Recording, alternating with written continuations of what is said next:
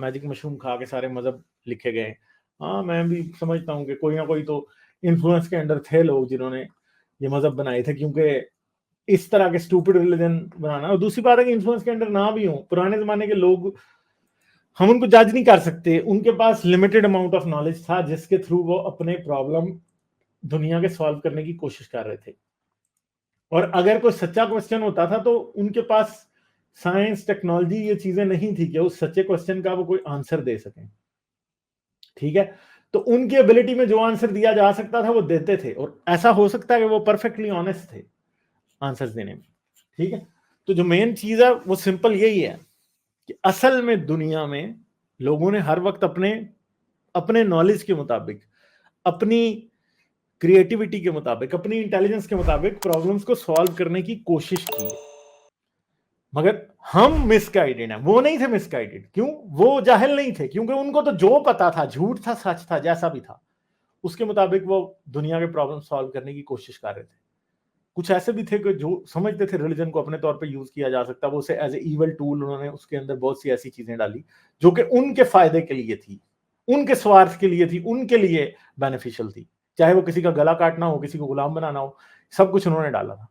मगर प्रॉब्लम आज हमारा है, जो कि 21st सेंचुरी के लोग जो कि समझते हैं चीजों को कि साइंस एंड टेक्नोलॉजी क्या है, ह्यूमंस की का दिमाग आजाद होना क्यों चाहिए, औरत को फ्रीडम देना क्यों जरूरी है।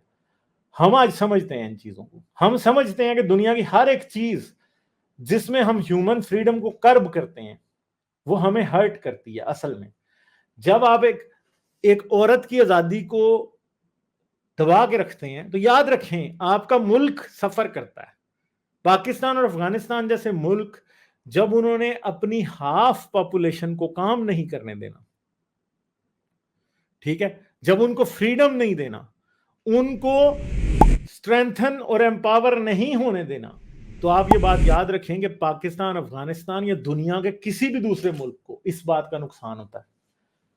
अगर कोई कंट्री अपनी माइनॉरिटीज को जानबूझ के कमजोर बनाता है तो असल में उसको उसका इकोनॉमिकल नुकसान भी हमेशा ही होता है। वो कंट्री पीछे ही रहेगा। कोई कंट्री अगर एक मुल्क में जान के एक माइनॉरिटी को एक विलन बना के पेश करता है और उसके खिलाफ एक्शन लेता है और उसको विलिफाई करके और हर वक्त पॉलिटिक्स करता है, तो ये याद रखिए कि वो कंट्री भी सफर करता है। अगर आप समझते हैं ना, देखें एक ओलंपिक्स की रेस होती है ना, अगर तो उसमें जीतता वो है जिसने अपनी बॉडी के अंदर हर डिपार्टमेंट को स्ट्रेंथन किया होता है।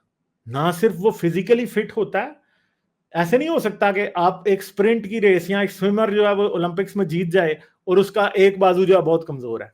वो कभी जीत ही नहीं सकता। ऐसे हो ही नहीं सकता कि एक बाजू को आपने कमजोर रखा और ओलंपिक्स में आप जो है वो रेस जीत रहे हैं, या एक टांग को आपने कमजोर रखा हुआ है, या एक उंगली आपने काट दी है पांव की, तो आप जी 100 मीटर में वर्ल्ड रिकॉर्ड बना लेंगे। आप कभी बना ही नहीं सकते।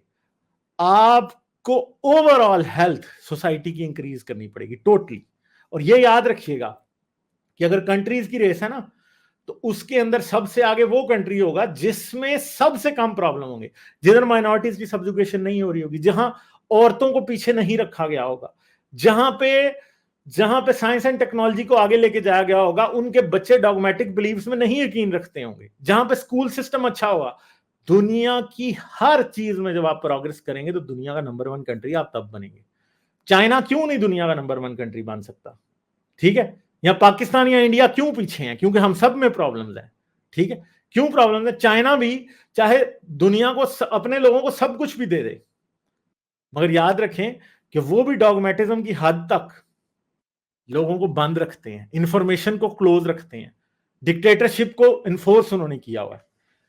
तो उनके सिटीजन भी कभी आजाद जहन वाले पैदा नहीं हो पाएंगे। और 21st सेंचुरी में कंपीट करने के लिए सबसे इंपॉर्टेंट चीज ये है कि आप ना सिर्फ फिजिकली आजाद हैं, आप यहां से भी आजाद हैं। यहां से, जब तक आप यहां से आजाद नहीं होंगे, आप दुनिया का कोई नंबर 1 कंट्री नहीं बन सकते।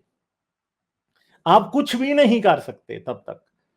दुनिया में जो कंट्रीज इस टाइम लीड कर रहे हैं, वो कंट्रीज ना सिर्फ लोगों को पर्सनल फ्रीडम है, फिजिकल पर्सनल फ्रीडम, लोगों को मेंटल फ्रीडम भी है, लोगों के पास फ्रीडम ऑफ स्पीच भी है, लोगों के पास फ्रीडम टू क्वेश्चन है। वहां पे लोगों की जुबानों पे ताले नहीं लगाए जाते, उनके दिमागों पे ताले नहीं लगाए जाते, वहां पे औरतों को पीछे नहीं रखा जाता। अगर मर्द को आजादी दी जाती है कि वो अपनी जिंदगी का मालिक है, तो औरत को भी दी जाती है। और ये याद रखें कि फ्री माइंड के बगैर दुनिया में कुछ नहीं हो सकता, जब तक दिमाग आजाद नहीं होगा। और ये याद रखें कि आजाद दिमाग के लिए हम कई बार इस बात की वैल्यू को मेंशन करते हैं कि सच जो है ना, सच आपको आजाद करता है। अगर आप ये समझते हैं कि आपने अपने मुल्क में बड़े आजाद लोग पैदा करने हैं और वो झूठ में बिलीव करते हैं, तो वो कभी आजाद हो ही नहीं सकते, क्योंकि फ्रीडम सच्चाई के बगैर आ ही नहीं सकता। फ्रीडम के लिए सच की सबसे बड़ी वैल्यू है। अगर एक कंट्री जो अपने लोगों को झूठ में बिलीव करा रहा है, पाकिस्तान जैसा, तो वो हमेशा पीछे ही रहेगा, वो कभी आगे नहीं जा सकेगा। सबसे इंपॉर्टेंट बात होती है सच बोलना, सच बोलने की आजादी देना, सच की वैल्यू लोगों को बताना और झूठ से नफरत लोगों को सिखाना। ये बहुत इंपॉर्टेंट बात है। जो लोग झूठ बेचते हैं, जो लोग झूठ खरीदते हैं, वो हमेशा बीमार रहते हैं। और सच जो है वो आजादी की सबसे पहली सीढ़ी है। जब आप सच बोलना और सच सुनने की वैल्यू को समझ जाते हैं, उसके बाद आप आजाद होना शुरू होते हैं, उससे पहले आप आजाद नहीं हो सकते। ठीक है, तो ये बातें हैं। औरतों की आजादी भी इस बात के लिए औरतों की आजादी के लिए भी सच बहुत इंपॉर्टेंट है। जब तक लोग ये बिलीव नहीं करेंगे कि औरत वाकई मर्द के बराबर है, और ये बात सच है, ये बात सच है, क्योंकि फिजिकल पावर नहीं होती। फिजिकल पावर जो है वो आपको किसी दूसरे से ऊपर नहीं बनाती, क्योंकि याद रखें कि दुनिया में बहुत बड़े बड़े ताकतवर ब्रूट्स भी थे जो कि दिमाग से बहुत पागल थे, बेवकूफ थे, वो दुनिया के लिए कुछ नहीं कर सकते थे। हाँ, वो 7 फुट के थे, वो 10 फुट के थे, ठीक है, मगर वो दुनिया के किसी प्रॉब्लम को सॉल्व करने की मेंटल एबिलिटी नहीं रखते थे।